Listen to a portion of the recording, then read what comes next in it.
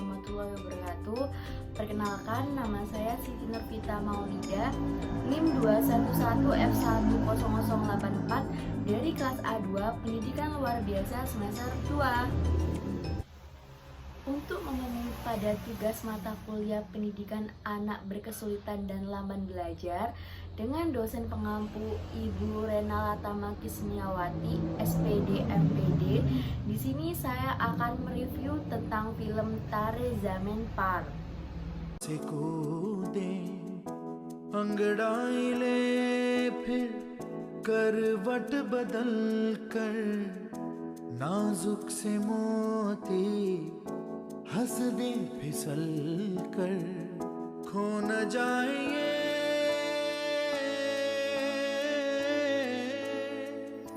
तारे ज़मीं पर. Film Tare Zameen Par adalah film yang bergenre drama edukasi yang diproduksi oleh Aamir Khan dengan pemeran Darshit Safari, Aamir Khan, Tanay Cheda, Sachet Engineer, dan Vipin Sharma.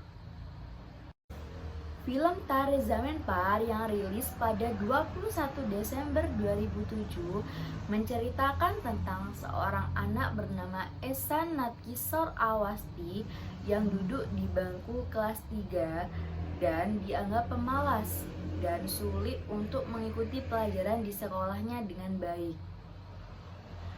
Guru-gurunya mengecap Ehsan sebagai anak yang nakal dan bodoh. Ehsan juga memiliki kesulitan dalam membedakan huruf, terutama huruf D, B, dan P, yang berimbas ke Ehsan yang menjadi sulit dalam membaca dan menulis. Selain huruf, Ehsan juga kesusahan dalam membedakan kata-kata yang memiliki penyebutan yang hampir sama, seperti top dengan pot atau ring dengan sing. Efek dari ketidakmampuan Ehsan dalam huruf-huruf tadi adalah nilai-nilai akademiknya menjadi buruk. Hal ini berbanding terbalik dengan kakaknya yang bernama Yohan. Yohan merupakan siswa tercerdas di sekolah. Orang tua Ehsan sering membandingkan Ehsan dengan Yohan, terutama ayah Ehsan yang berlaku kasar. Kedua orang tua Ehsan tidak mengetahui masalah yang dihadapi oleh Ehsan. Ia mengalami kesulitan dalam membaca, mengenal huruf-huruf alfabet dan tulisan-tulisan maupun hitungan angka yang selalu terbalik dan seolah-olah tulisan itu bisa menari-nari. Dalam hal ini, orang tua Ehsan menggunakan konsep komunikasi satu arah, di mana orang tuanya tersebut hanya memberikan pesan atau kata-kata yang terkadang membuat hati Ehsan sakit, tapi tidak pernah mau mendengarkan apa yang ingin Ehsan ceritakan pada orang tuanya. Tapi meskipun tidak tertarik dengan pelajaran di sekolah, Ehsan sangat suka menggambar dan memiliki kemampuan luar biasa bermain dengan warna. Pada puncaknya, Ehsan dimasukkan ke dalam asrama karena ketahuan bolos sekolah dan berjalan-jalan sendiri keliling kota. Namun, tak ada perubahan yang berarti meskipun Ehsan telah pindah ke asrama. Awal mengikuti pendidikan di asrama barunya, tidak nampak perubahan terhadap diri Ehsan. Justru, Ehsan semakin banyak mendapatkan hukuman. Sampai akhirnya Ehsan dipertemukan dengan guru kesenian yang bernama Ram Sankanikum, yang pada akhirnya mencari tahu alasan mengapa Ehsan kesulitan dalam belajar. Ram mendatangi rumah Ehsan untuk melihat semua tulisan-tulisan Ehsan dan sangat terkejut sekali ketika ia melihat lukisan-lukisan Ehsan yang indah dan sangat mengandung makna. Ihsan mengungkapkan perasaannya lewat lukisan-lukisan yang ia buat. Ram juga melihat semua buku-buku tulis Ihsan dan mendapati bahwa tulisan Ihsan mempunyai kesalahan yang sama pada setiap bukunya, seperti tertukarnya huruf B dengan D seperti menulis di balik cermin, dan kesalahan-kesalahan dalam menuliskan ejaan. Ram berpendapat bahwa Ihsan mengalami kesulitan dalam mengenali huruf. Ihsan juga tidak dapat membaca tulisan dan tidak dapat mengenali karakter dari setiap tulisan yang membuatnya tidak mengerti apa artinya. Pada akhirnya, Ram menarik kesimpulan bahwa Ihsan mengalami disleksia. Disleksia ini membuat penderitanya kesulitan membaca, menulis, dan menghitung. Ram akhirnya mengajar dengan cara yang berbeda sembari berusaha mendekati Ihsan. Pada awalnya, Ram mengenalkan tokoh-tokoh hebat yang mengalami disleksia juga untuk membangkitkan semangat belajar Ihsan. Seiring berjalannya waktu, atas pertolongan Ram, Ihsan mulai berani menghadapi huruf-huruf yang selama ini selalu menari-nari dalam pikirannya.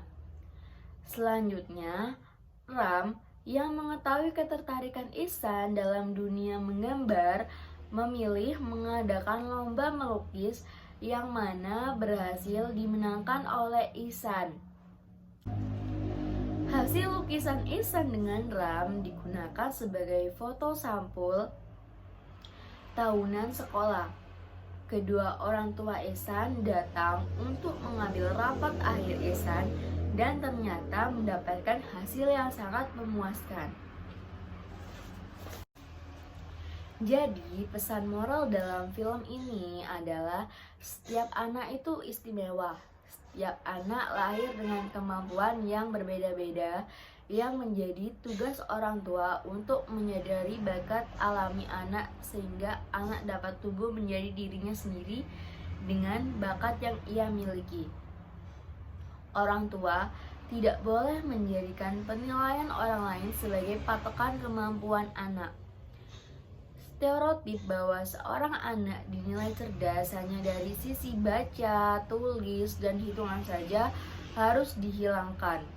Banyak anak-anak yang diberi bakat di bidang lain seperti menggambar, contohnya.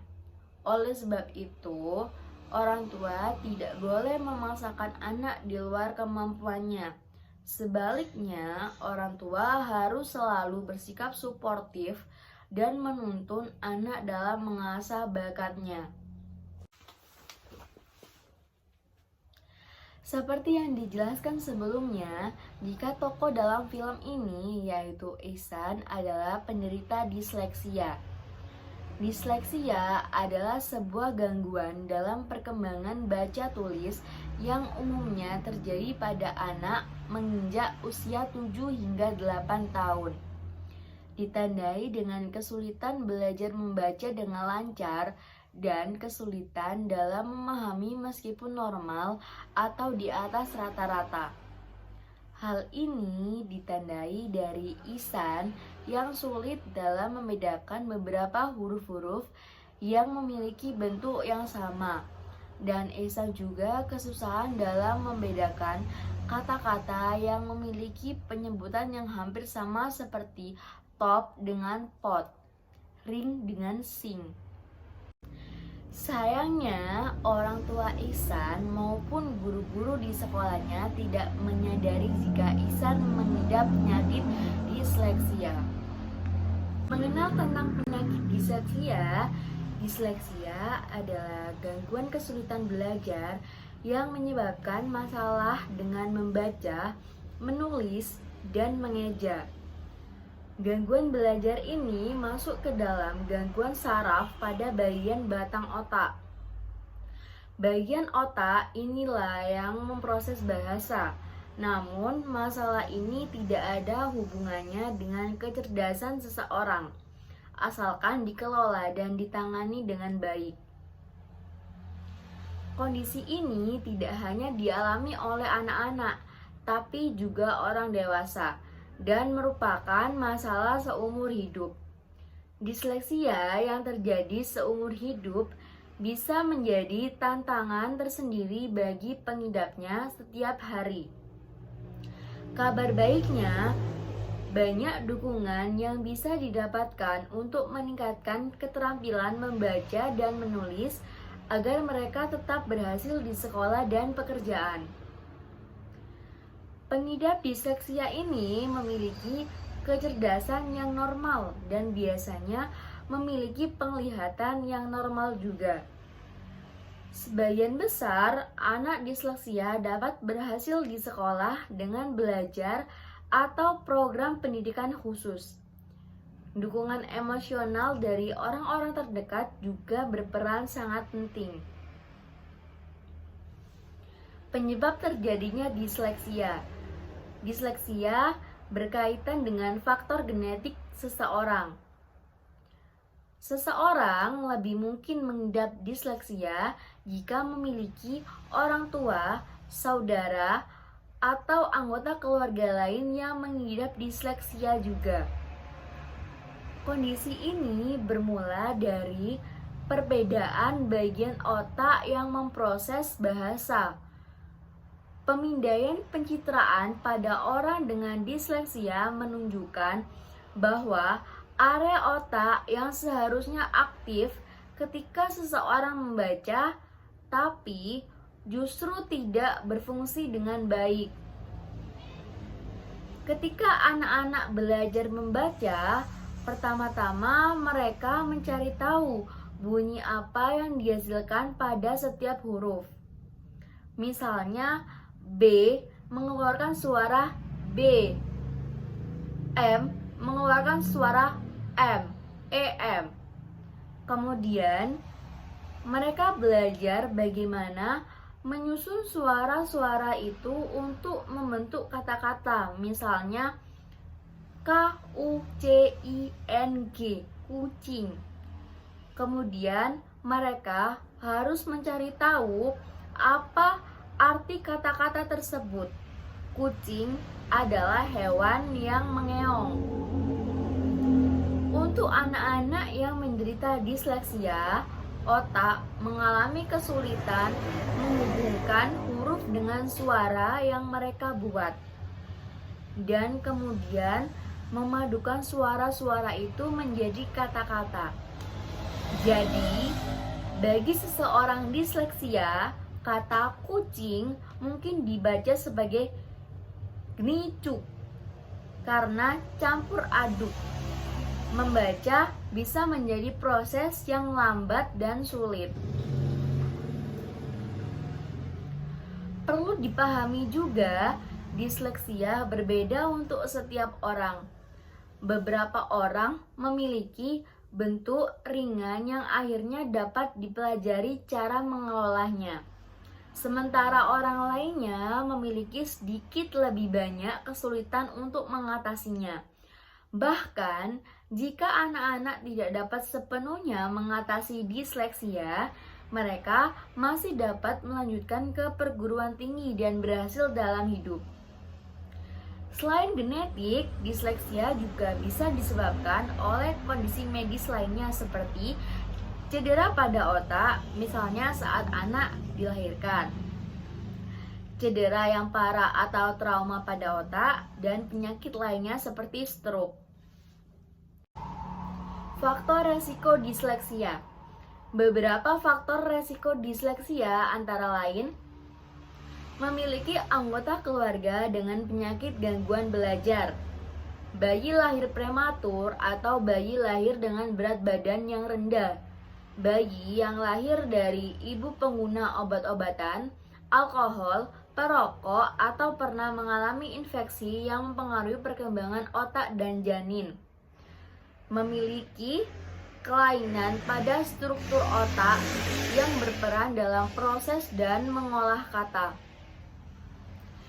Gejala disleksia.